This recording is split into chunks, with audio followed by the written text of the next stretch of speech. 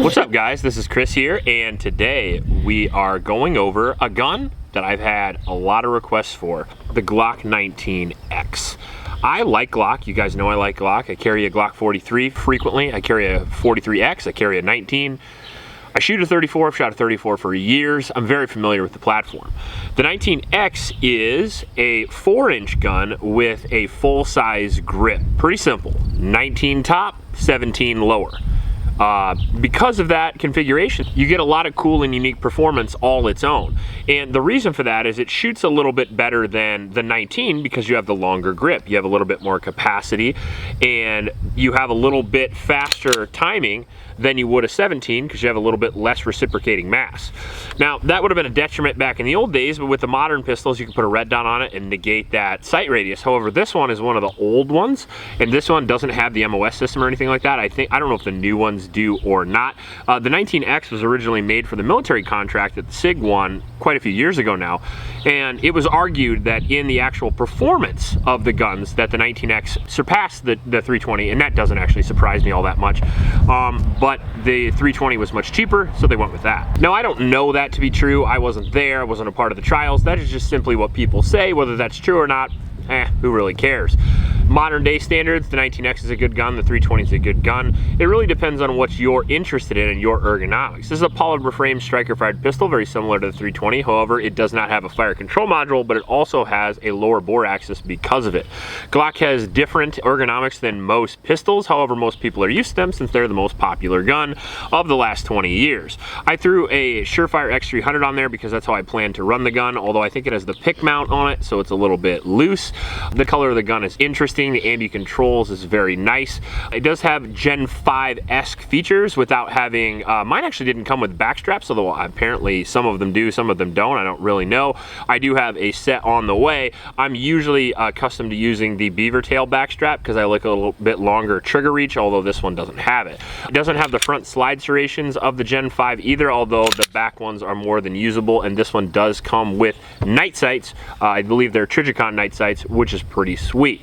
Down the road, I plan on getting this milled for an optic, and I also plan on running a jet brake on here from Radian. That's the advantage of having the 4-inch slide, is that you can put a muzzle device on it if you choose to, a lot easier than you could the 5-inch, because you just don't have quite as much hang or as much reliability problems, at least from what I'm aware of. The other positive of the 19X is that its short overall length of the slide there allows you to put it in the holster all day in a vehicle, for instance, and not have to shove your holster up into your body. I don't know if you've ever sat in a car for a long period of time with an outside the waistband holster, particularly like a drop system of some kind, like something you'd wear in USPSA. If you wear that in a car for long periods of time, it's going to get really, really irritating. So now, if you run these shorter guns with the longer grip, you can actually sit in the car very comfortably and still have a full capacity of 17 or 19 rounds, which is very nice. So people have said this is the best overall Glock. A lot of people say that. I'm not too sure, simply because I'm a big fan of 5-inch guns. I'm a big fan of 4.5-inch guns. I generally don't get into the compacts unless I'm using it for carry, and then if I'm using this gun for carry, I don't need this big ass grip, so which is the reason why I generally jump from the 19 to the 17 and avoid the 19X. That being said, I've been wrong before, so we're gonna go shoot it today and see, because it would be nice to have one in the collection. It would be nice to do some comparisons, and you guys have been wanting to see this gun on the channel for years, so we both get what we want today. Before we do that, I want to thank my Patreon supporters. Thank you guys very much. I purchased this gun with the Patreon dollars from Mr. Guns in Waterloo, so thank you very much for that, and thanks Elliot for having the gun. If you like the channel, that's the best way to support us. All you gotta do is go down to the link in the description and sign up. If you don't want to use Patreon, super thanks is always a thing. That's YouTube's version of Patreon. Feel free to use that. Helps us either way. Also in that description is a link to a local shelter in Ames, Iowa. It's the YSS. I'd really appreciate if you would click that link and donate to those kids. And finally, I want to thank the sponsor of this video, the Sonoran Desert Institute. Easily one of my favorite companies to get a sponsorship from, simply because there's a lot of applications that you can actually use from a degree from the Sonoran Desert Institute. You can become a gunsmith, which is probably the main one, right? Gunsmiths that I know are few and far between. Great gunsmiths are almost unknown. All of them are completely backed up with work all the time, and I would really appreciate it if some of you guys from Iowa actually became gunsmiths, so I had a competent gunsmith to go to. If you want to do that, just go to the Sonoran Desert Institute. They're one of the best, if not the best, online education institutes for that particular service. All right, so we'll try this out at 75 here, cold. I haven't shot handguns in a while because of continual shoulder issues, but we'll see how it goes. End of video. Slide away from you here a little bit.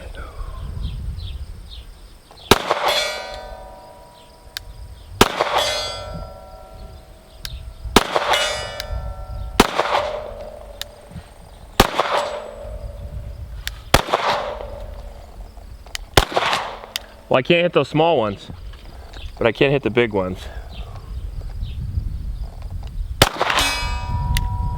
Let's go to 50 and try that out. You're having too easy of a time, I guess. Well, it's easy to hit the big ones from here, hard to hit the small ones. At 50, I can go for the small ones, which are actually harder than the big ones at 75. Does that make any sense? Yep. All right, so we're out at 50 here. We'll try it a little bit more here. See how we do with these Trijicon iron sights.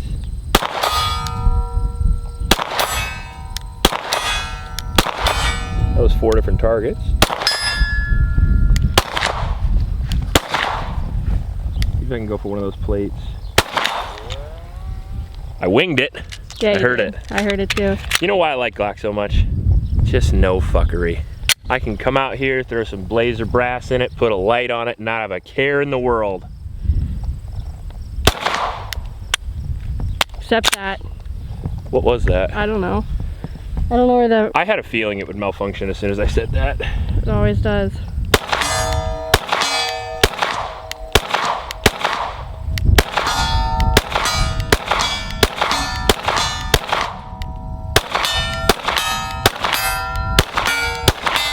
Sight radius problems? What sight radius problems?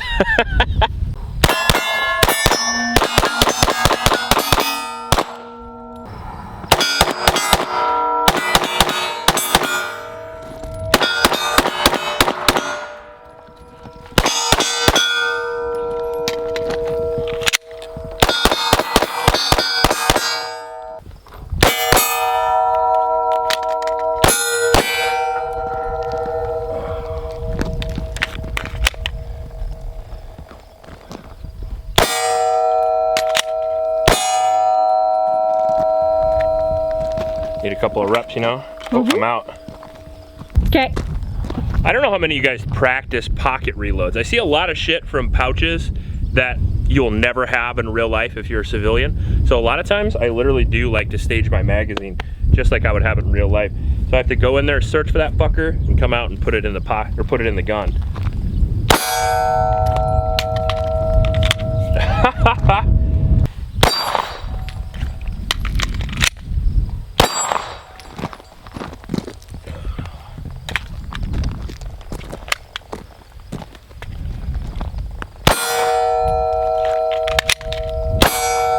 All right, so we did the first shots of the Glock 19X, and in its stock configuration, it worked extremely well. We did have a couple of issues, however, with the new trigger we threw in there. We did throw a new striker spring in there when we did that, and as soon as we did that, we started having a couple of problems. All right, so I'm gonna draw on the beep, your beep, hit that guy, go to slide lock because I only got one round, reload on the run, and go pile some into that dude. Okay. Win. Shooter ready? Apparently.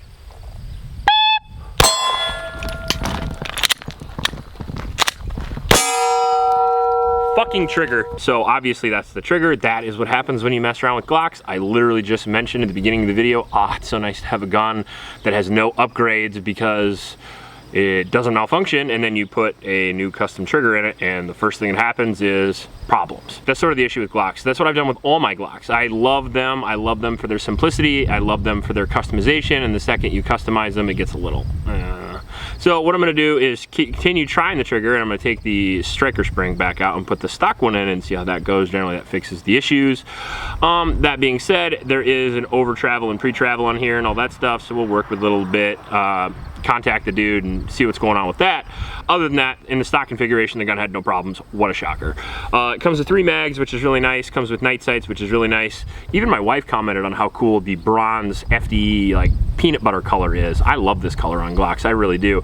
I love the FDE color, and I love their old OD green color even more, because that's like half FDE, half green. I used to have a Glock 26 in that color. I wish I never would have sold it. What are you gonna do? Gun's a great gun. No problems, lots of military, lots of law enforcement service behind this gun, lots of customization, lots of holsters, lots of accessories. The Glock 19 is the highest sold gun of all time, and it takes Glock 19 slides. See where I'm going with this? Glock 17 is like 3rd or something. Takes Glock 17 lowers. Or it takes Glock 17 lower parts anyway. Light fits on really well. I think the new ones are optics capable. Obviously you can put triggers in it. If you want to make it less reliable, you can do that. Overall, really good gun for a really good price. I think I got this for around 500 bucks, 550 bucks. Again, in its stock configuration, absolutely phenomenal gun. Could be used for home defense, could be used for concealed carry incredibly easily. Many people use this gun for concealed carry and home defense. It's a great do-it-all gun. It takes the most available magazines on the market and the most available holsters on the market. So in my opinion, if you're looking for a do-it-all gun or a one single handgun, the 19X, the Glock 45, the Glock 19 is a absolutely fantastic way to go. Even the Glock 17 is a fantastic way to go. So keep that in mind. You're gonna have to pick them up, and they do have a little bit different feel. If you've never felt a Glock before, feel them up a little bit, because they do have a different grip angle than standard guns. However, because of the more aggressive grip angle, I feel at least you get a little bit less overall recoil impulse, especially compared to something like a 320. It's a lot easier, flatter shooting gun in my opinion, and it's why I generally have people start on it. Plus, it's the gun people know. I know so many people that call pistols Glocks. Like, they just don't know the difference, because it is the most popular handgun in the entire world. So yeah, I'm pretty excited about it. I want to put 1,000 rounds through it and take this trigger out right away. See what problems we've caused there with our tinkering. But yeah, the part of the review that had the stock trigger worked great. So we'll have a 1,000 round review of this. And if you like this video, please like and subscribe. Please help out your local homeless shelters, and remember to recycle. I'll check you later.